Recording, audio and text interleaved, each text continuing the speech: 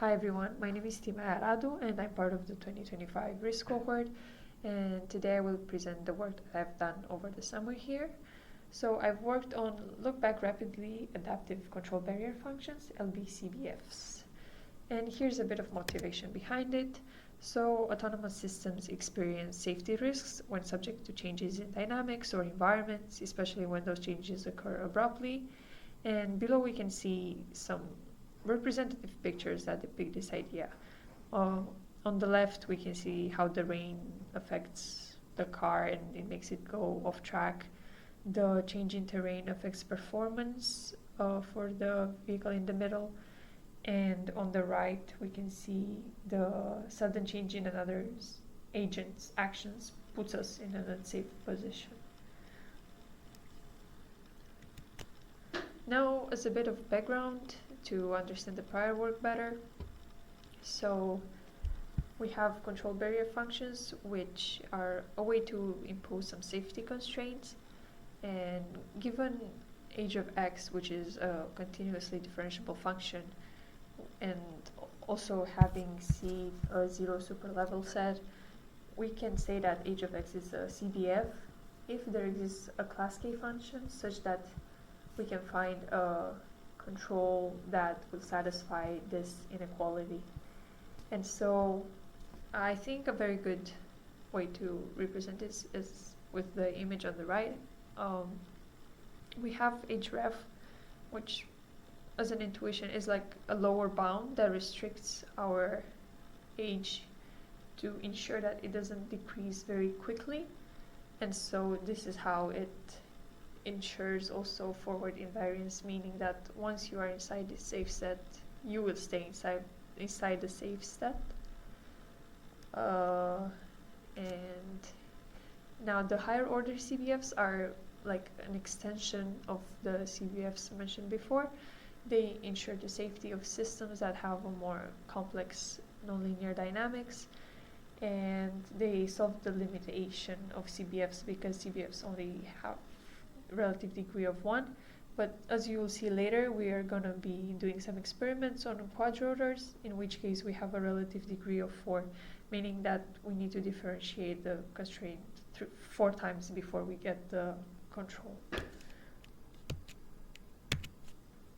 Yeah, and for prior work I wanted to differentiate between those two, the ACBF and RACBF, and so as I mentioned before, we have the K-class function, K-class alpha function, that allows us to approach the boundary.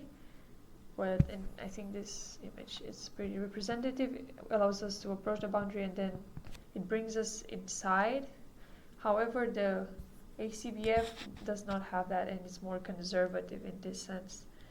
And this is why it's more restrictive, and this one has this relaxation with the K-class alpha function.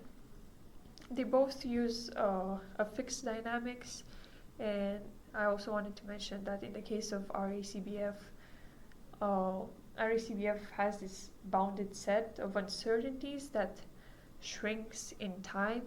So in the beginning, it can also be conservative, like ACBF. It's just that over time it becomes smaller and smaller, and so it performs better than ACBF, but still conservative in some sense.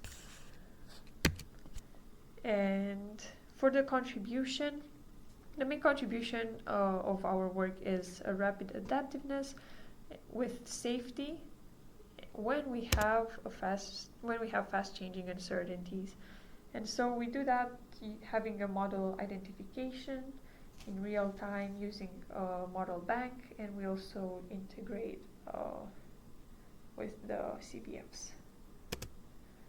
And here for the methodology, initially we are sampling around some uncertainties. If we have some wind, we know in the beginning some estimates if we cannot have something very drastic all of a sudden. So we sample around those values and we create this model bank, which can have wind as an uncertainty, friction, maybe another agent's input, and so on.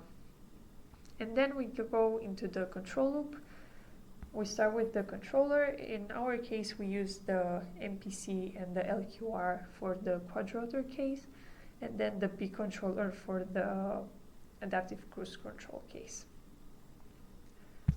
After using the controller, we're getting the nominal control that is going to be used in the safety filter, and it's going to give us the safe control, which will then be used in the dynamics. And here we can see that we have the predicted uncertainty, and here we have the true uncertainty of the system represented by what's actually happening in real life.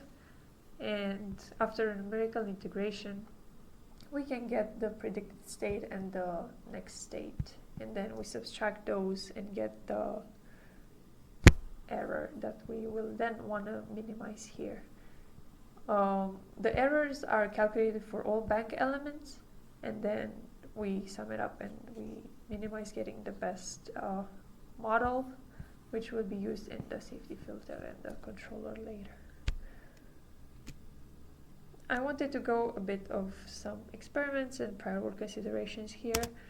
I wanted to differentiate between these three scenarios of constant wind, slow changing wind, and fast changing wind, just to show that the prior work I've mentioned before, which is, let's start with ACBFs, would work in the first two, but not in the last one, and the RACBF the same, but as I mentioned, it's solving a bit of the conservatism of ACBFs, but it's still conservative, and our approach should work in all three of them.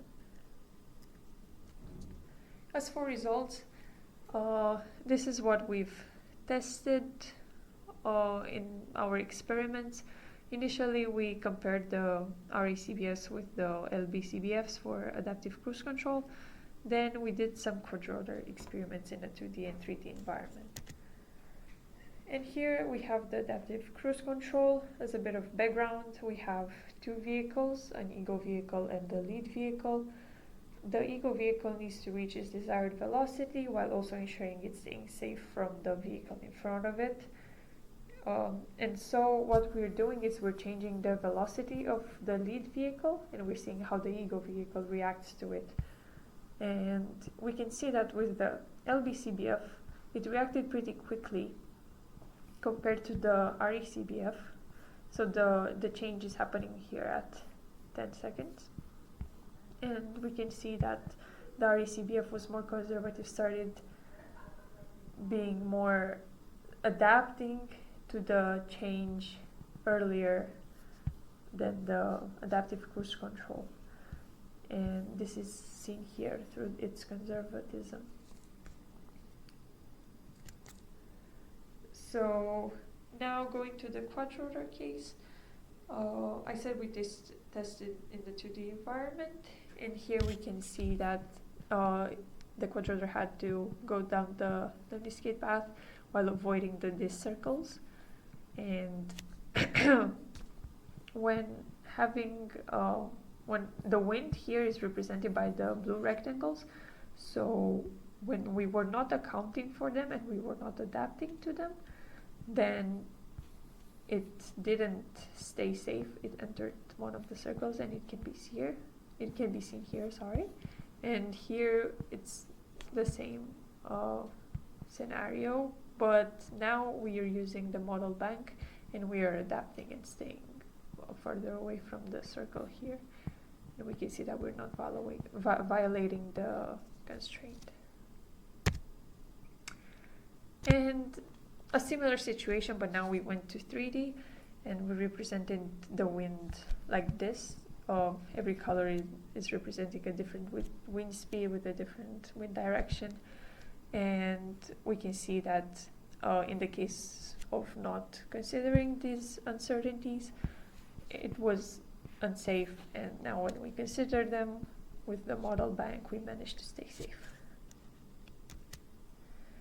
So for future work, it would be a good idea to also have a wave representation for the wind, because right now it's just a vector field, and also move to hardware. And finally, it would be very, very nice to actually experiment with multi-agents as uncertainty I want to take a moment to thank Dr. John Dolan and Maitham Al-Suni for all their great mentorship over the summer.